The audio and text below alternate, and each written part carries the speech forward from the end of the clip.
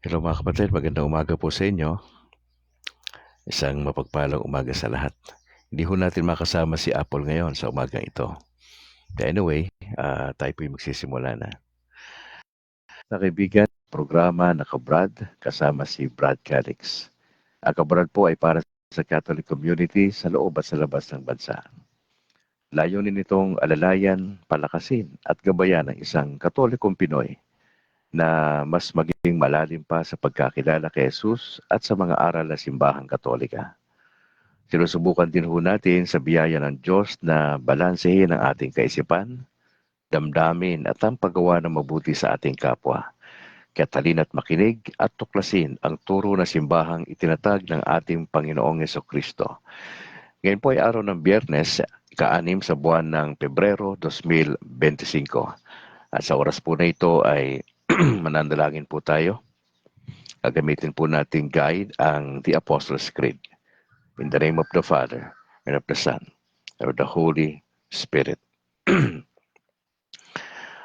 I believe in God the Father Almighty, creator of heaven and earth, and in Jesus Christ, his only Son, our Lord, who was conceived by the Holy Spirit, born of the Virgin Mary, suffered under Pontius Pilate, was crucified, died, and was buried. He descended into hell. On the third day, he rose again from the dead. He ascended into heaven and is seated at the right hand of God the Father Almighty. From there he will come to judge the living and the dead. I believe in the Holy Spirit, the Holy Catholic Church, the communion of saints, the forgiveness of sins, the resurrection of the body, and life everlasting. Amen. In the name of the Father, and of the Son, and of the Holy Spirit. Amen. Mga kapatid, ang ating saint for the day, ayon po rito sa Vatican, ay si Saint Richard. May lang ho yung kanyang article dito sa Vatican News. Si Saint Richard po ay an English nobleman who lived in the 8th century. He was the father of 3 saints who preached the gospel in Germany. He had a special veneration for the Holy Family. He went on a pilgrimage to Rome and died on his way back to Lucca, where he is buried in the Basilica of San Frediano. Saint Richard, pray for us. All right. Magandang umaga, Luzon, Visayas, Mindanao. Di natin kasama si Sister Apple ngayon dahil meron siyang importanteng gagawin sa kanilang parokya. And probably bukas ng umaga ay makasama po natin siya. Pagbati po sa aking may bahay kay Annalyn. Magandang umaga, ma. O aming dalawang anak na si James Philip at Alana Grace. Pinabati ko rin yung parents ni Apple, si Ninong Larry at si Ninang Emily. Opo. At kay Noy na mister ni Apple. Pinabati ko rin po yung aking mother na si Mama Elsie, yung aking mga kapatid na sina Eloisa, si Fred Al, kay Charo, Nicole, kay Jairus Matthew, si Buddy, yung anak niya na si Bembem, si Paulo, si Picoy, si Rox, si Esme at yung kanilang mga anak, si Julie at si Ronlian, si Ate Lydia dyan sa bahagi ng Pangasinan, si Buboy at si Bogs yung kanilang mga anak. Magandang umaga sa inyo. Si Tio Joe, si Tia Edna dyan sa Kalangalan Village at lahat po ng aming kamag-anak dyan sa Palawi, Calulubon, Vira, Catanduanes. Magandang umaga po sa inyong parish priest.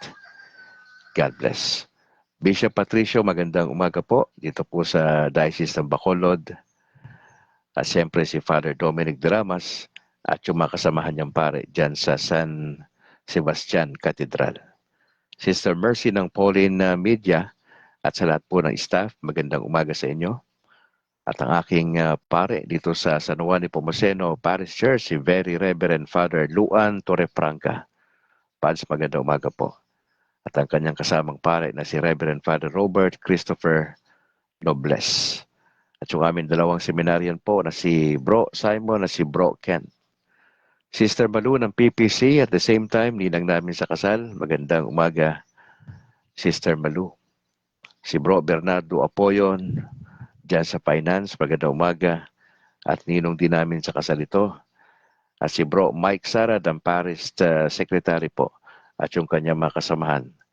Dyan po sa San Juan Nepomuceno, Parish Church sa Sumag. Pagbati po sa lahat ng Catholic Faith Defenders nationwide. Magandang umaga mga kapatid. At sa aming spiritual advisor na si Reverend Father Bredden Rai Gamala. At the same time, exorcist na pare. Siya po yung naka-assign dito sa Our Lady of Lourdes sa Talok. Kay Reverend Father Hubert Abellana po ng St. Therese of the Child Jesus, Quasay Parish, Barangay 35, magandang umaga, Pats. Si Doc Ray Entila at ang kanyang buong pamilya, magandang umaga po. Kay Christian Paul Gaylan, ang aming presidente. Kay Harvey Angke, ang vice president. Kay George Skiles, ang secretary ho. Kay JB Akma, ang treasurer namin. Kasama si Apple, si Al Manilla at si Doc Reynold Navares. At ganoon din sa CFD Granada kay Herald Deloso, presidente. Kay Pipito Barbon, ang vice president. Kay James Essentialis, kay Rod, kay Rex, kay Bro Mailom. Siyempre, si Reverend Father Darwin Gitgano ng Punto por Punto. Magandang umaga, Pads. Ganoon din kay Wendell Talibong, kay John Doe. Magandang umaga. Ganoon din kay Kenneth Alvin Bustamante at kay Romel Palma. At si iba pa makasama nila dyan sa Punto por Punto. Kay Thea Marie Pescador, magandang umaga rin ho. At kay Marjorie Batayen Agtoto. Magandang umaga kay Bads dyan sa Legazpi Albay, sa kanyang para na si Father Totoy.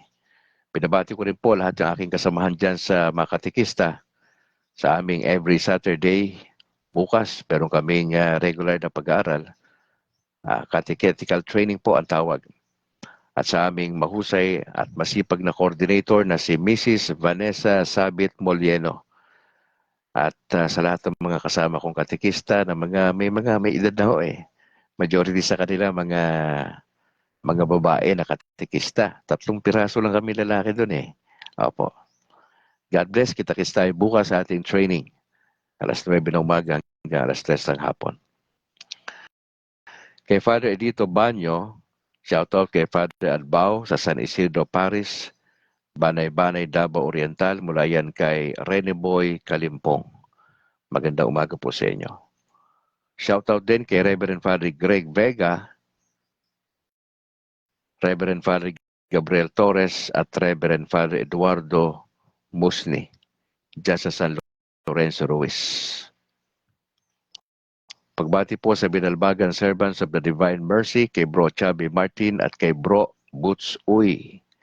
Sa kanilang mga elder na sila Bro Pabs Gonzales, kay John Inglis, sa All for Jesus Life Ministry po, kay Bro Jody Bigay, Willie Canseco, Joseph Benedicto.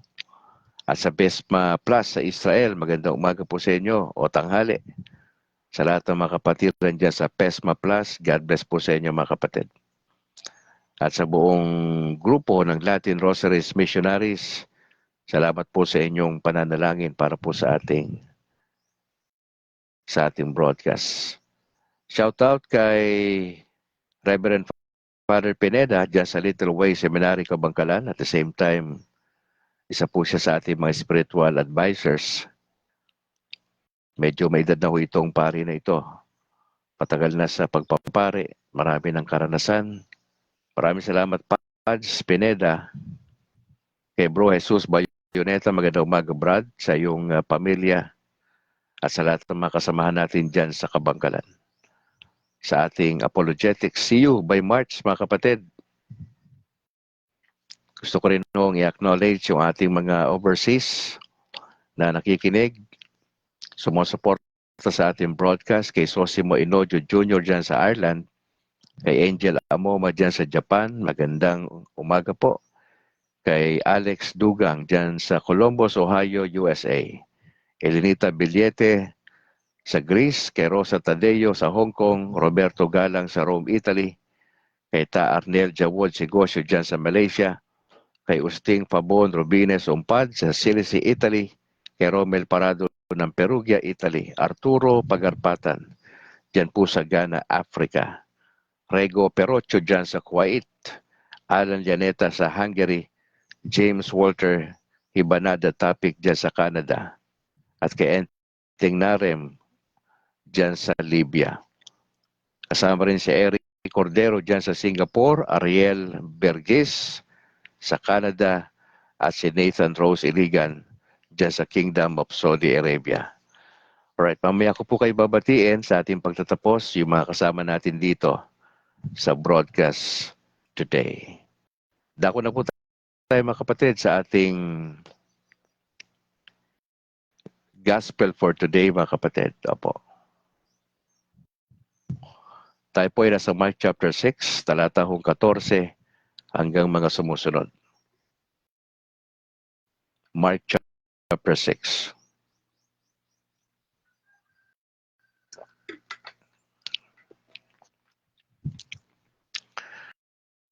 Now King Herod heard about all this because Jesus' reputation had spread everywhere. Now some people were saying, John the Baptist has come back to life. That is why he has this power to perform miracles. Others, however, said, he is Elijah. The others said he is a prophet like one of the prophets of long ago. When Herod heard it, he said, he is John the Baptist. I had his head cut off, but he has come back to life. Now Herod himself had ordered John's arrest, and he had him tied up and put in prison. Now Herod did this because of Herodias, whom he had married, even though she was the wife of his brother Philip. Now John the Baptist kept telling Herod, it isn't right for you to marry your brother's wife. So Herodias held a grudge against John and wanted to kill him, but she could not because of Herod. Now Herod was afraid of John because he knew that John was a good and holy man, and so he kept him safe. Now he liked to listen to him, even though he became greatly disturbed every time he heard him. Now finally, Herodias got her chance. It was on Herod's birthday when he gave a feast for all the top government officials, the military chiefs, and the leading citizens of Galilee. The daughter of Herodias came in and danced and pleased Herod and his guest. So the king said to the girl, what would you like to have? I will give you anything you want. With many vows he said to her, I swear that I will give you anything you ask for, even as much as half my kingdom. So the girl went out and asked her mother, what shall I ask for? The head of John the Baptist, she answered. The girl headed back at once to the king and demanded, I want to give me here and now the head of John the Baptist on a plate. Now this made the king very sad, but he could not refuse her because of the vows he had made in front of all his guests. So he sent off a guard at once with orders to bring John's head. The guard left, went to the prison, and cut John's head off. Then he brought in on a plate and gave it to the girl, who gave it to her mother. When John's disciples heard about this, they came and got his body and buried it. Wow. Ito pong kwento na ito mga kapatid ay nasasandwich ito nung pagpapadala ni Jesus sa 12 na baitus para magpalayas ng demonyo. Nasasandwich ito at nung pagpapakain ng Panginoon Diyos sa 5,000 mga lalaki. Na bakit ho kaya ito na-insert ni Mark dito sa kanyang kwento? Itong narrative na ito. Mga kapatid, literal ho na nangyari ito. Si John the Baptist po ay pinsan ni Jesus Christ.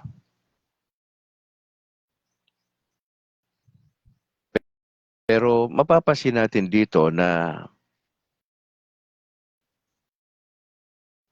dahil po sa sama ng loob, itong si Herodias,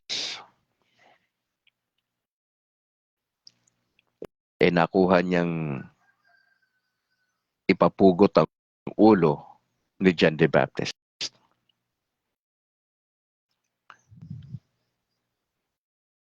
Mga kapatid, ang mga naglingkod sa Panginoon Diyos, mga disciples in particular, iba-iba ho yung uri ng kamatayan po na natanggap nila. Now, ayon po sa tradition at ayon din po sa salita ng Diyos, ano ba nangyari doon sa 12 mga alagad? Now, si Andrew ho siya po ay pinako. Si Bartolome, siya po ay pinagbubugbog tapos ipinako din po. Si James son of Alphaeus, siya po ay binato hanggang sa mamatay. Yung isa pang James na anak ni Zebedee, dalawa kasing James James son of Alphaeus, saka yung James na son of Zebedee. Ito naman si James na son of Zebedee, ito po ay pinugutan ng ulo. Si Judas, hindi po yung Iscariot Si Judas, dalawa Judas Isang Iscariot at saka itong isang Judas na ito. Siya po ay binato hanggang sa mamatay. Si Matthew, siya po ay ginamitan po siya ng espada. Yung kinamatay niya. Si Peter, ipinako sa krus pero nakabaliktad. Yung kanyang ulo nasa ilalim, yung kanyang paa nandun sa taas. Si Philip, ipinako din ho. Si Simon, ipinako din ho. Si Thomas, siya po ay ginamitan din po ng espada para mamatay. Si Matthias stoned to death.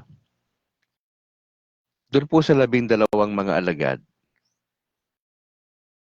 bagamat may ginawa dito kay John, ayon po sa tradition, siya po ay inilagay doon sa kumukulong mantika. Boiling oil. Pambihira. Ini-imagine ko itong nangyari kay John. Maski sino, baka i-recant mo yung faith mo, yung pagkakataon na yun Biruin mo, inihagi siya doon sa kumukulong mantika tapos wala naman nangyari sa kanya. Parang ganon. Sa lahat po ng mga apostol, si John lang ho John the Beloved lang ho yung namatay ng may edad na. Yung nagkaedad, ganon. Yung natural death. Tanging si John lang ho. Si Pablo, hindi na siya kasama dito kasi si Pablo ay apostol sa mga Gentiles. He was beheaded. Tinanggalan ho ng ulo.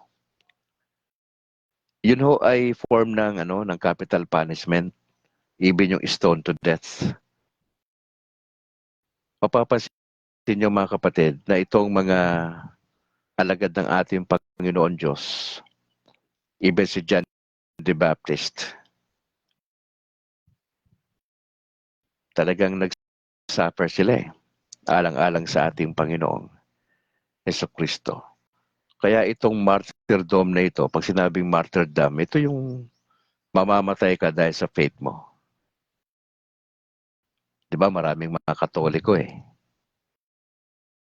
na pinatay sila dahil sa kanilang pagyakap sa Panginoong Hesus, dahil sa kanilang pagyakap sa turo ng simbahan.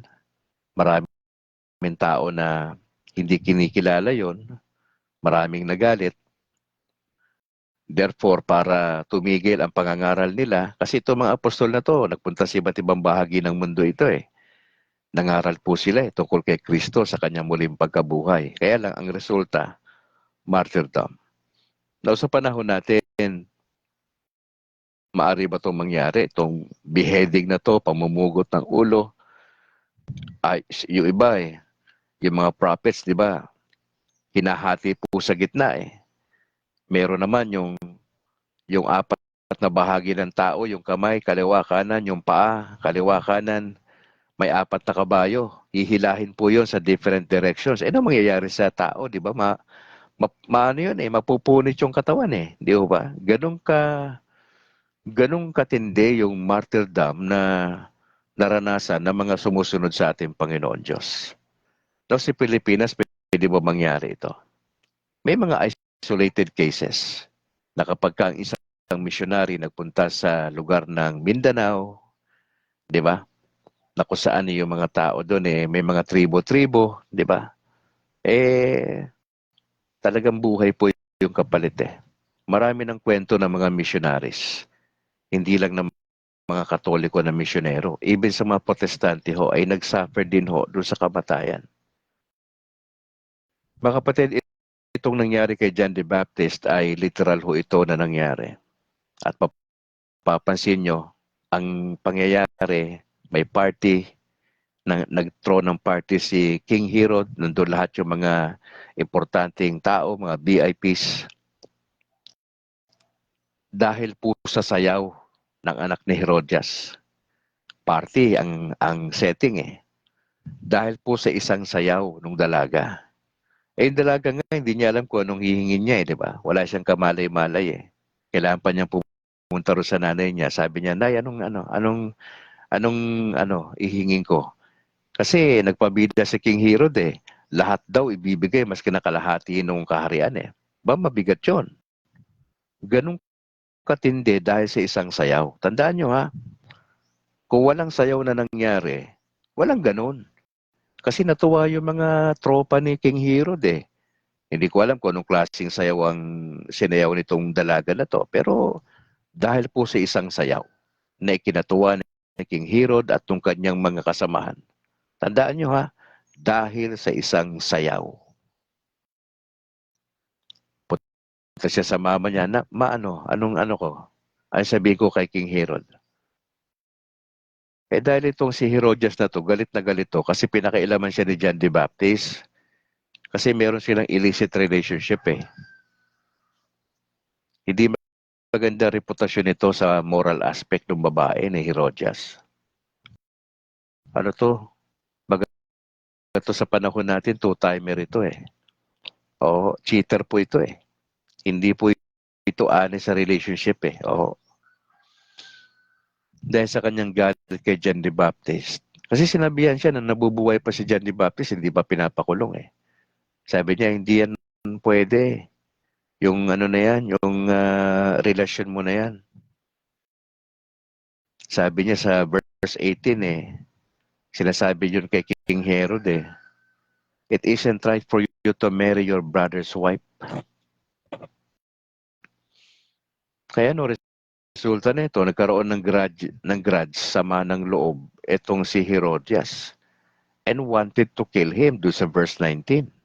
So dun pa lang, merong motibo itong si Herodias. Napatayin talaga to si John the Baptist. Eh nagkaroon ng tsansa. Kaya nga sabi ko, dahil sa isang sayaw.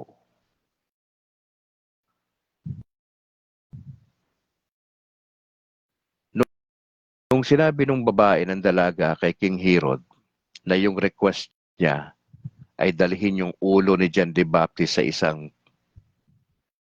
lalagyan na plato. Nalungkot yung hari. Pero wala siyang magawa ron kasi meron siyang nag-vow siya eh. Nangako siya in front ng kanyang mga guest na kung ano sinabi nung dalaga, gagawin niya. Kasi nung unang panahon, kapag ho yung hari ho, may sinabi ho yan, batas yun. Hindi pwedeng ma-erase yun. Siya magkakaproblema nun pag hindi niya gagawin yun. Mantakin mo nag-request, sinabi niya mismo, maski na anong hilingin mo, ibibigay ko sa'yo. Sabi niya, nagpabida tong hari na to eh. Bibigay ko sa'yo, maski anong hilingin mo. Baga sa panahon natin, sinasabi niya, name your price. Yan. Eh nung sinabing name your price yung ulo ni John the Baptist. Wala siya nagawa. Pinapunta niya yung berdugo doon sa prison at pinugutan ng ulo si John the Baptist. Mga kapatid, ano yung lesson natin dito? Ano yung lesson natin dito, mga kapatid? Dahil po sa maling uh, pwede tayo magkamali ng ating pagpapasya at the expense of others. Dahil sa kayabangan natin. Ito yung nakita ko dito kay King Herod eh. Dahil sa kanyang pride, dahil sa kanyang kayabangan. Actually, close siya dito kay John the Baptist eh. Naniniwala siya dito eh. Sa preacher na to eh. Naniniwala siya eh. Pero dahil hindi siya naging maingat, napahamak pati tong tao.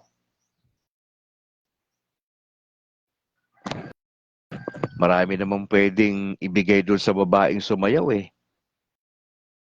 Kaya lang nagkamali siya doon sa sinabi niya, maski ano, ibibigay ko sa'yo, sabing ganun eh. Maski ano. O syempre yung maski ano doon, yung nananahimik na nakakulong na si John the Baptist, naperwisyo. Actually, naperwisyo na nga siya nung kinulong siya eh. Hindi na siya nakapangangaral eh. In public. Pero palagay ko, nung siya nakakulong doon, kung may kasama man siya, nagkaroon siya ng opportunity magkwento. Pero ang point dito, dahil sa kanyang pride, na damay ang nananahimik na tao. Mga kapatid, if you try to reflect, may mga decision ba tayo nagawa last year na napahamak yung matitirong tao? May naalala ka na eksena, kasama mo sa trabaho, kasama mo siguro sa parokya, kasama mong leader, kaibigan mo, napahamak mo dahil sa carelessness. Nadamay kasi hindi tayo maingat. Probably sa pananalita, sa information na binigay natin, nananahimik yung kaibigan mo, kaklase mo, mahal mo sa buhay, kasama sa trabaho, nadamay dahil sa hindi ka careful sa sinabi mo. Alam mo kapatid, yung information, importante ho ito. Ang isa sa mga binabantayan ng mga nasa military, yung mga secret agent, sino may hawak ng information?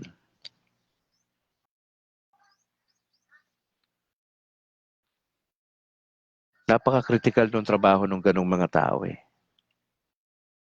Kung sino may hawak ng vital information, critical information, yun ang tinatarget ho nila. Meron ba tayo nagawa na tao, kaibigan, nagka-problema dahil sa atin? At wala ka na magawa ngayon, hindi mo na mabawi yun kasi nasabi mo. Nasabi mo. At ang resulta, napahamak yung tao dahil sa'yo. Bigat nun.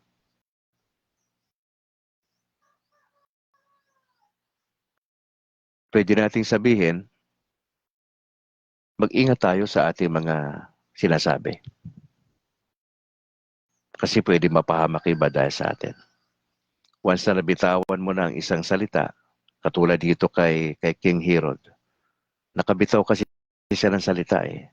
At mahirap bawiin yun. Sa mga nagbo-broadcast ng balita, pag nabanggit na ho namin ang balita, at ito po'y sumablay yung balita. Hindi kumpirmado yung balita, tapos yung source ng balita mo ay questionable, nadadamay yung credibility ng istasyon, maski radyo yan o TV o anuman, dahil lang po dun sa malisyosong balita. Kaya ako bilang dating reporter sa radyo, maingat po ko doon sa paggawa ng balita. Kasi ako rin ho yung nag-i-interview sa tao eh. Merong issue, i-interviewin mo yung tao ng isang oras. Pagkatapos mo siyang interviewin, ako pa yung gumagawa ng balita. Ako pa yung nagbo-broadcast nito. Kaya kung hindi kami magiging maingat sa paggawa ng balita, laki hong mapipirwisyo yung taong ibinalita mo, yung kumpanyang ibinalita mo, yung sitwasyon na ibinalita mo dahil sa carelessness. Ganon din sa atin. Katikista ka ba sa parokya? Meron ka bang posisyon dyan sa parokya, kapatid? Leader ka ba dyan ng isang apostolate? Meron na ba napahamak dahil sa atin? Kasi careless tayo. Napahamak dahil hindi tayo maingat sa mga sinasabi natin. Isa sa mga nagproblema to sa Catholic Circle. Hindi lang naman sa Catholic Circle, even sa lahat po ng mga simbahan, even na Protestant, Evangelical. Hindi tayo masyadong marunong sa komunikasyon. Kung masabi mo lang yung gusto mo, madrive mo lang yung point mo, okay ka na. Pero mali po yun eh. Dapat responsible ka dun sa sasabihin mo. Kasi pag once nasabi mo na yan, once na post mo yan sa social media, mahirap bawiin yan. Kaya nga pwede kang kasuhan ng cyber libel eh. Crime po kasi yan eh. Mag-post ka sa social media na wala kang batayan dyan, makukulong ka dyan. Kaya kung sa mga mahilig mag-post na hindi mo na iniisip yung ipopost, delikado po yan. Huwag yung galit yung mauuna sa inyo. Pag nag-post kayo ng something sa social media na hindi nyo pinag-aralan, hindi nyo binerify yan, mag-ingat kayo sa kaka-share ng share kayo. May nakita kang item, si-share mo kagad, delikado po yun. Basahin mong mabuti kung ano yun. Sa tayo kasi bugso ng damdamin eh. Masyado tayong mapusok eh. May nakitang item, share. Okay lang itong ganito, si-share mo tong gospel reflection. Wala tayong problema dyan. Pero yung mga masiselan na mga issue, tapos nag-post ka, tapos napirwisyo yung tao na yun. Napirwisyo yung kasama mo sa parokya. Kasi maraming sumasakay sa issue eh, yung mga hindi gumagamit ng utak masyado eh. Yung emosyon kasi, alam mo yun, emosyon eh, galit eh. Tapos nagrarally pa ng ibang mga kagrupo. Mga kapatid, mag-ingat po tayo kasi pag once na nagkamali tayo ng post sa social media, mahirap na pong bawiin yan. Antayin nyo na lang ho yung kaso nyo. Hindi ako nagbibiro sa inyo. Mahihirapan kayo dyan. Basta nakialam ka masyado sa issue, wala kang alam, bigla ka nag-post, bigla ka nag-share, pwede kang balikan dyan. Kaya ito, paalala ko sa inyo ha, yung mga mahilig mag-post, bago po kayo mag-post, isipin yung mabuti. Kasi pagka nag-post kayo, nag-repost kayo, either kanta yan, either mga sensational stories yan, sasabit ka dyan. Maniwala ka sa akin. Sasabit ka dyan. Pag sumabit ka dyan, maraming mapipirwisyo. Mahal mo sa buhay. Yung pari mo, mapipirwisyo yan.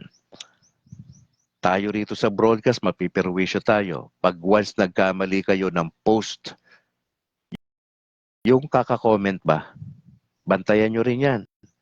Baka comment kayo ng comment, hindi nyo namamalayan, below the belt na yung sinasabi nyo. mag-ingat po tayo mga kapatid. Maraming naperwisyo. Si John the Baptist naperwisyo dahil po sa isang sayaw, dahil po sa careless na sinabi ng hari na pwede pa natin makita rito mga kapatid na itong si John the Baptist, natapos niya yung mission niya na nagresulta ng kanyang martyrdom. Yung kinamatay niya, okay lang yun sa harapan ng Diyos. Hindi niya ginusto yun na siya ay tanggalan ng ulo na ikakamatay niya. Pero sa harapan ng Diyos, yun yung maganda para sa kanya. Mga kapatid, sa paglilingkod sa Panginoon Diyos, hindi naman natin sinasabi na mapuputulan ka ng ulo. Ang point lang, we will be suffering. Na baka dumating yung point na ikakamatay natin. Okay lang sana na namatay ka sa paglilingkod eh. Hindi ka namatay dahil may third party, nabaril ka ng asawa. Di ba? Delikado ho yun, mamatay tayo sa ganung paraan. Nasa mortal sin po tayo. Okay lang mamatay ka na nangangaral ka, nakainggitan ka ng ibang sekta, ginawa ka ng di maganda. O para sa akin, okay lang, mamatay ako sa ganung paraan. Na hindi ka masyadong naging matapang na wala sa lugar. Maraming yun nagiging wala sa lugar yung tapang sa pagkilos sa ministeryo eh. Yung banggaan ng banggaan, yung bang masyadong matapang sa social media, yung hindi niya na inisip yung pamilya niya kung madadamay o hindi. Kasi siguro sabihin ko lang ng konti ito. Konti lang ha, konti lang. Ito ipaalala lang doon sa mga CFD. Napapansin ko sa mga CFD sa iba't ibang bahagi ng Pilipinas, sa kanilang mga video, masyadong matatapang na parang wala sa lugar. Mga kapatid, ako'y bago lang sa Katoliko. Pero inoobserbahan ko po yung mga video nyo. Magdahan-dahan po tayo. Kasi yung tapang nyo sa social media, baka yung taong binabangga ninyo na grupo, baka hindi nyo kayang tayuan yun. Tandaan nyo, may mga pamilya kayo. May asawa kayong nananahimik. May mga anak kayong nananahimik. Huwag kayong masyadong bumangga sa mga grupo na mapipirwish yung pamilya po natin. Didepensa tayo kapatid, hindi tayo nauuna doon sa debate. Tandaan po ninyo, ito'y bukas na sinasabi ko lang bilang member ng CFD. Huwag niyong ilagay sa peligro ang pamilya nyo dahil sa sobrang tapang nyo na wala sa lugar. Ilagay po nyo sa lugar yung tapang ng mga CFD. Nagmamatsyag lang ako sa inyo eh. Ilagay nyo sa lugar yung tapang nyo. Tandaan nyo, hindi debate ang solusyon. Sinasabi ko na sa inyo, hindi debate ang solusyon. Pwede mong matalo yung mga ngayon eh. Kasi magagaling kayo. Pwede nyong matalo yung mga yon. Sa totoo lang. Pero anong napala nyo doon? Mako-convert sa Katoliko. O gaano kalalim yun pag na-convert yun? Bakit sila pumunta sa Katoliko? Kasi napahiya sila. Sa sobrang pride nila, lumaban sila sa atin. Wala naman silang kalaban-laban sa totoo lang. Wala silang kalaban-laban dahil magagaling tayo. Pero ang punto, hindi yun ang paraan eh. Yung masosobrahang kasayabang na ginigisa mo yung taong kalaban mo na walang kalaban-laban kasi nga wala eh. Mag-ingat lang po kayo mga kapatid kasama ko sa CFD. Ito'y bukas na panawagan lang. Huwag masyadong mainit ang ulo sa debate. Napapansin ko yun eh. Gusto ko lang sabihin ito nationwide. Napapansin natin yun. Maraming nagre-react doon. Kaya lang, sino yung may lakas ng loob na magsalita sa mga ito? magbigay ng konting preno, mga brad. Konting preno. Gusto nyo silang maakay? Hindi ko sinasabing mali ang debate. May tamang ano diyan eh. May tamang gamit. Ang point ko rito, huwag mapirwisyo yung pamilya po natin. Dahil sa hindi po tayo maingat. Di ba? Hindi tayo maingat. Araw-araw po yan na medyo struggle po yan ng mga CFD. Ako, obserbasyon ko lang ito ha. Hindi ito pananaw ng nasyonal. Ito ay obserbasyon ko lang bilang bagong Katoliko. Sana po pag-aralan lang din po ninyo ha, lalo na doon sa mga bata pa na member ng CFD na masyado kayong mapusok sa mga sinasabi nyo sa social media. Yung mga bata pa na CFD na hindi masyadong inaaral yung sinasabi, mag-ingat po kayo. Mapipirwisyo ang pamilya nyo nang wala kakwenta-kwentang bagay. Napirwisyo dahil sa sinasabi mo, sa binibitawan mo. Buti sana kung single ka eh. Kung ready ka sa bagay na yan, sige, suungin mo yan. Kung sa tingin mo, tama ka. Pero ako nagpapaalala sa'yo, yung pamilya mo, unahin mo. Kaysa yung content mo. Kasi yung content mo para sumikat, para pag-usapan, mali po yan. Para lang may content tayo, wag naman po sanang ganun. Dapat honest to goodness tayo. Gusto natin silang dalhin eh. Di ba yun ang purpose eh? Gusto nating dalhin sa simbahan. Makumbinse. Mag-ingat lang. Yun ang sinasabi ko. Mag-ingat lang po tayo kasi pwedeng madamay ang pamilya. Yan po ay ano lang ha, yan ay personal ko lang na damdamin ha, bilang dating pastor ha. Mag-ingat po tayo kasi may pamilya. Kung may pamilya po kayo, mas priority yung pamilya. Okay. Yun lang gusto ko sabihin. I hope i-consider nyo ito. Hindi ito isang utos, hindi ito isang batas, hindi po. Ito'y panawagan lang na i-consider po ninyo yung sinasabi ko. Okay po. Mga kapatid, as I close, alam nyo, balikan nyo yung kwento na to, grabe ho talaga to. Grabe.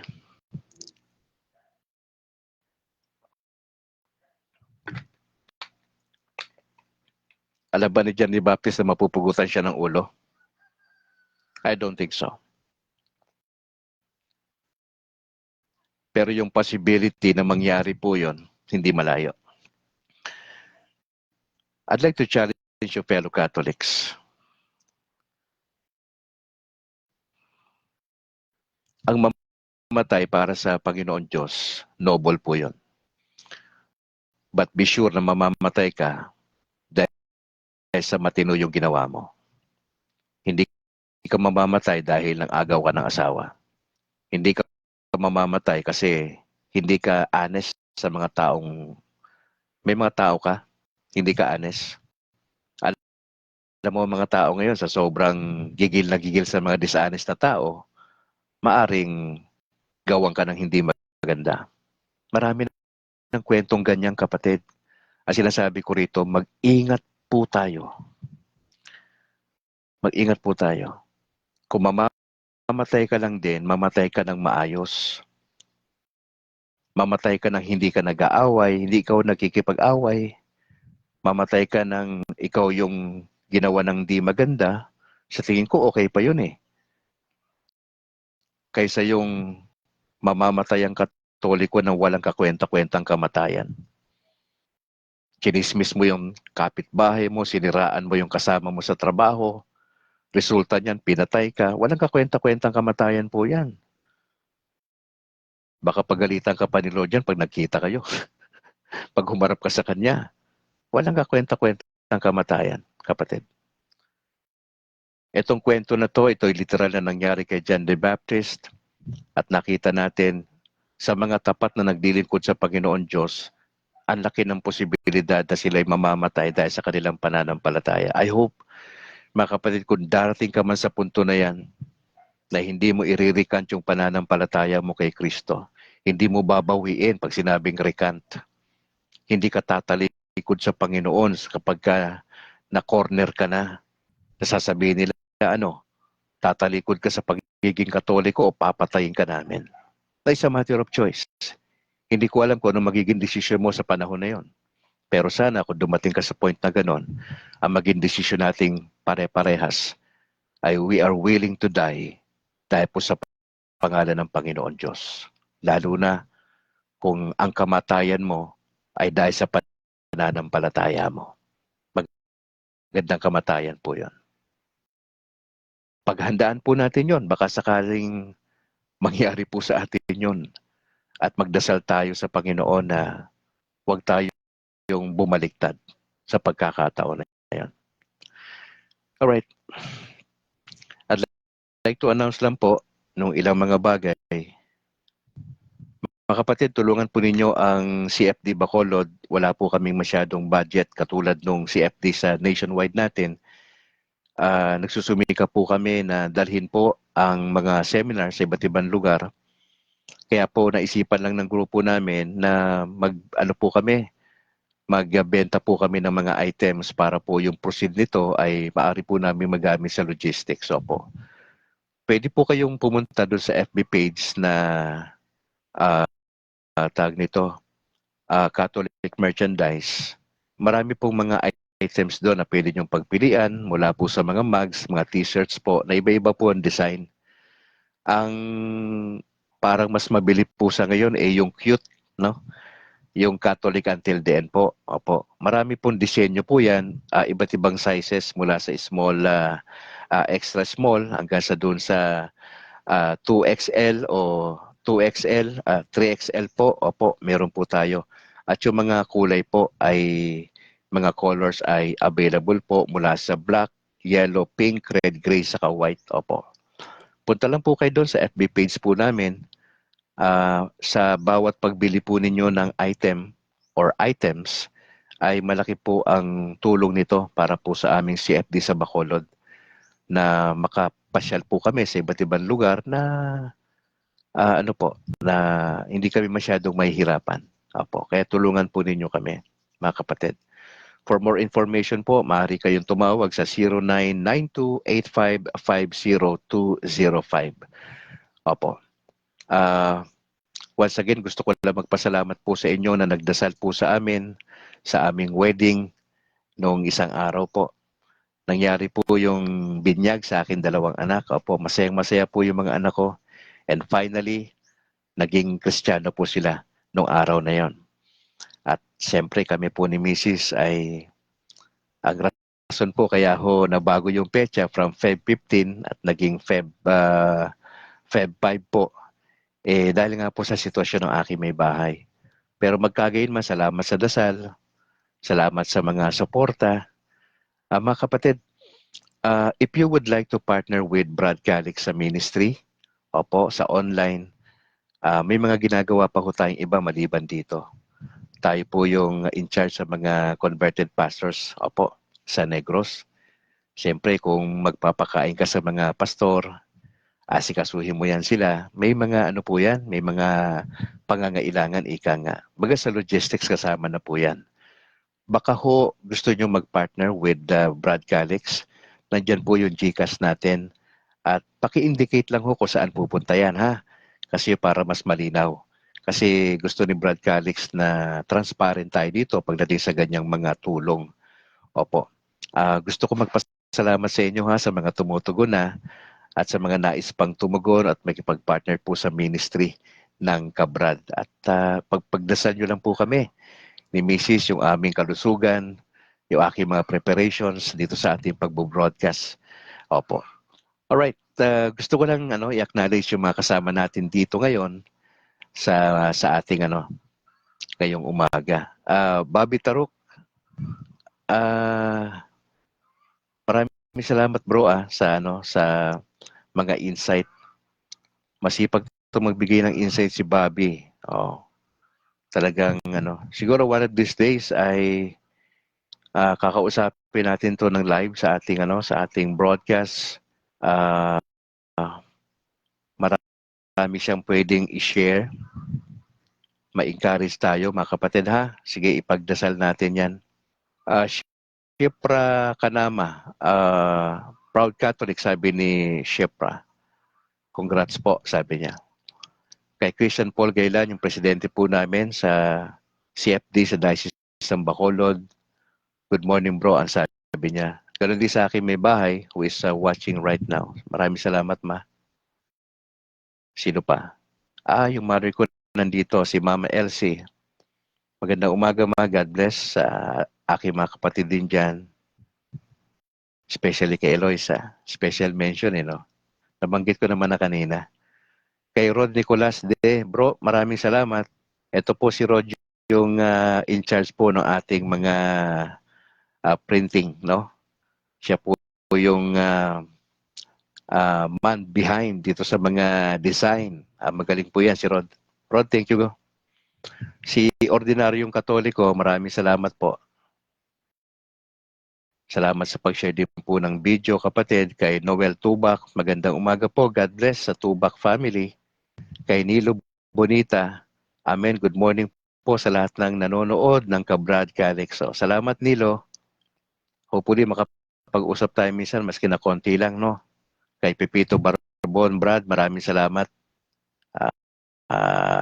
Kay Ronelio Etak, good morning bro, padayon sa pagsangyaw sa tinuod nga simbahan from Isabel Leyte.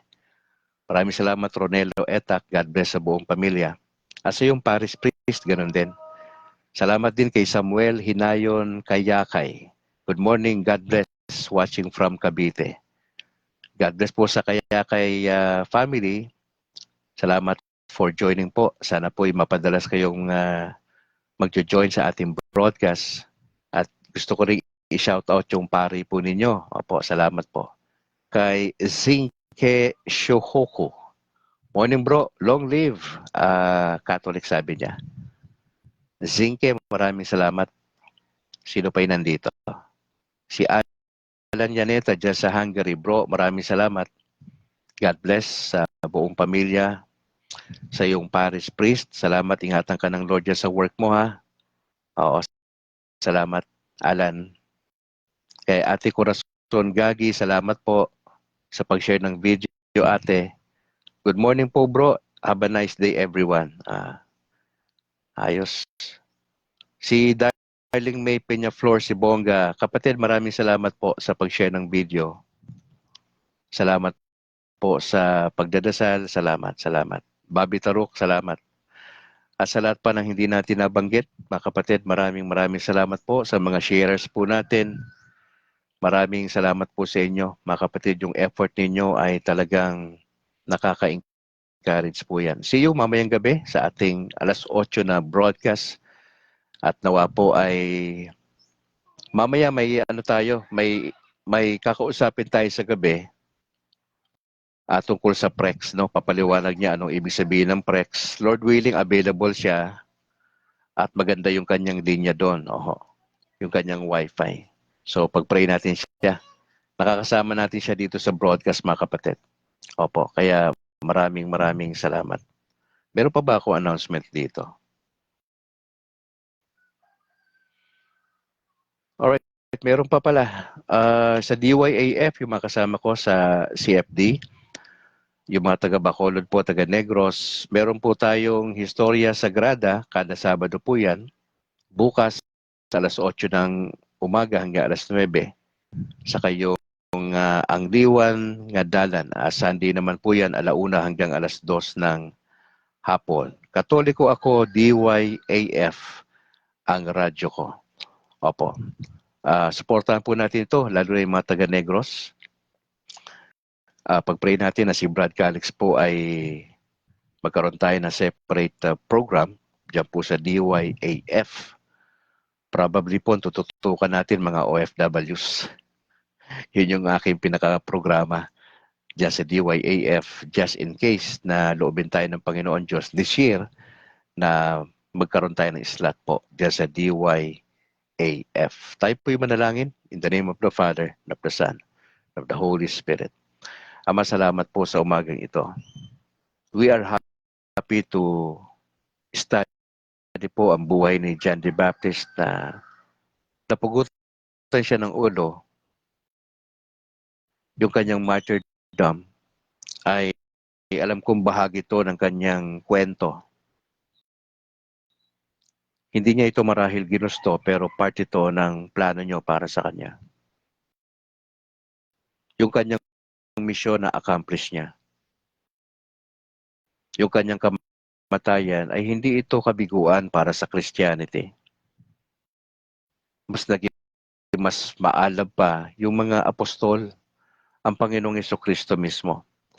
Bagamat namatay ng physical si John the Baptist, ay buhay ang pagmimisyon hanggang ngayon. Ito'y naiwan sa simbahang Katolika na itinutuloy ng mga bishops. Gusto ko ipagdasal yung aming si Pope Francis sa kanyang kalusugan, patuloy mo siyang tulungan. Sa kanyang mga frequent na mga travels sa iba't ibang bansa, just pray for safety. Patuloy niyo pong ingatan ang mga cardinals namin dyan sa Vatican, sa Rome, yung mga nag-aaral po dyan ng mga pare. Dalangin po namin ang inyong pagpapala. Gabay na matapos po nila yung kanilang pag-aaral. Nagdadasal kami sa mga bishops po, archbishop, mga monsignor, mga kaparian namin, especially sa Pilipinas. Lord, we just pray sa aming mga bishops na taglay nila ang wisdom na galing sa Diyos sa mga decision making po nila. Alam kong medyo mabigat po yun kung saan dadali ng particular na pare, saan i-assign. Yung mga paring nagkakaroon ng problema, sana ho ay makabalik sila soon sa mga parokya.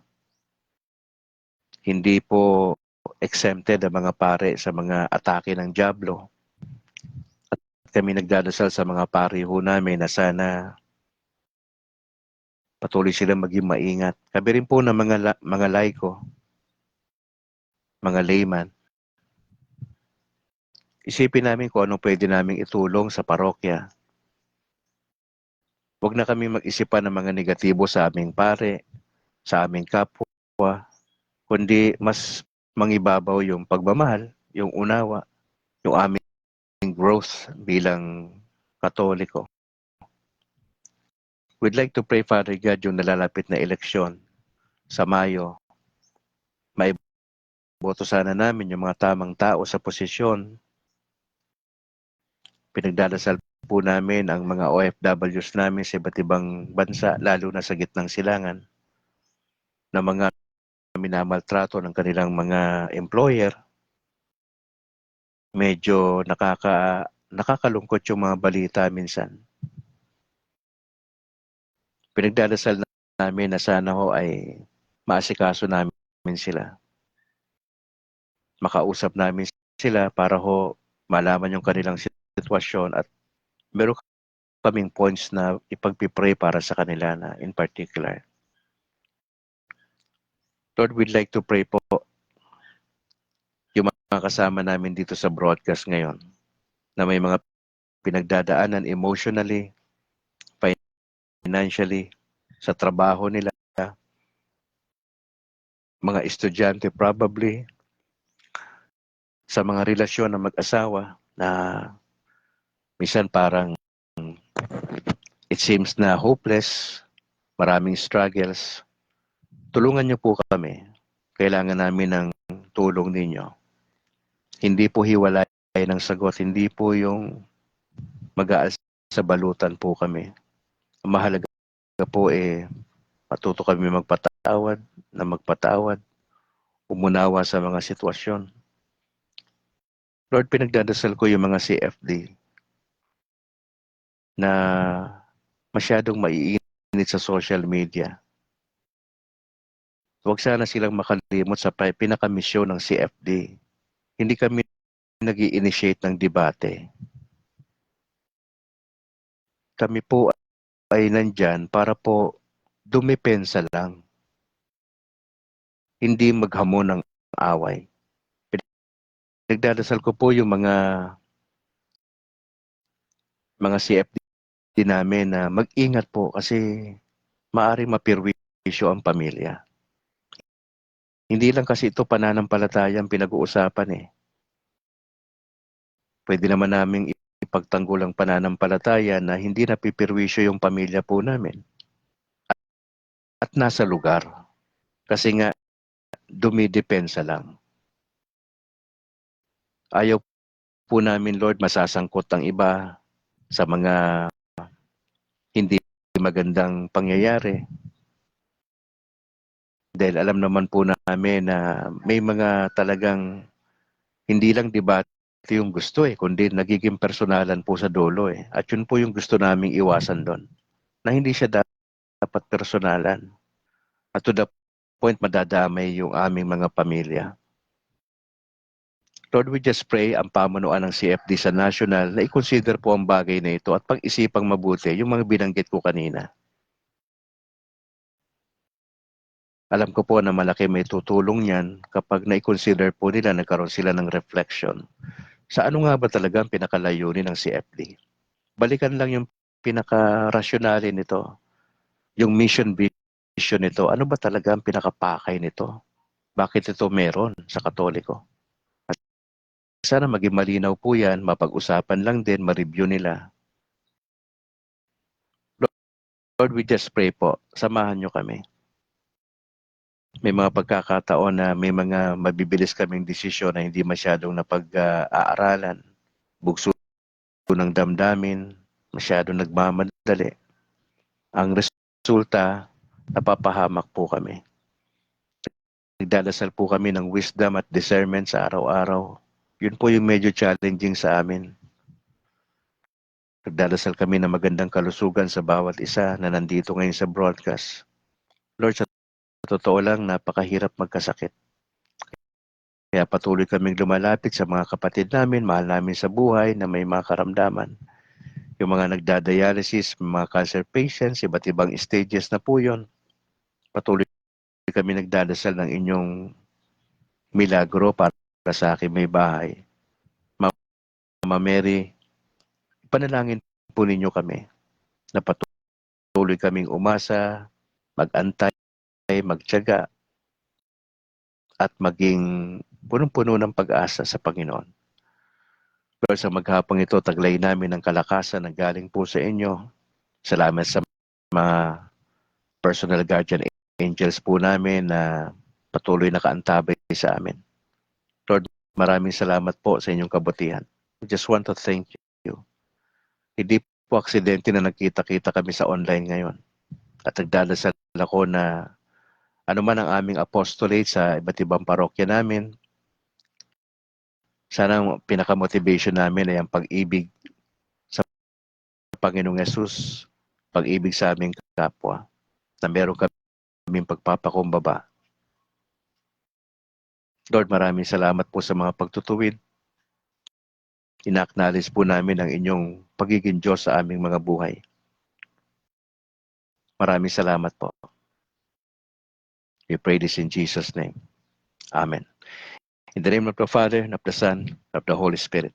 Mga kapatid, salamat for joining. Magkita tayo mamayang 8:00 ng gabi sa ating series na Experiencing Breakthrough. At meron po tayong bisita mamayang gabi na pag-uusapan yung patungkol sa PREX. Papaliwanag sa atin ano ba yan. Hopefully, available siya. At maganda po yung kanyang signal po doon sa kanilang lugar. Sa ngalan po ng aking may bahay na si Annalyn Ledesma Calixtro at yung aming dalawang anak na si James Philip Atala na Grace. At sa ngalan po ng aming simbahan sa aming parokya, ang San Juan Nepomuceno Parish Church sa aming pare na si Very Reverend Luan Torrefranca. Ako naman si Brad Calix mula rito sa Negros Occidental. Pakishare po itong video na ito mga kapatid para makumalat po ito at magsilbing encouragement sa Catholic community nationwide at sa labas ng bansa. Ingat po kayo and bye for now.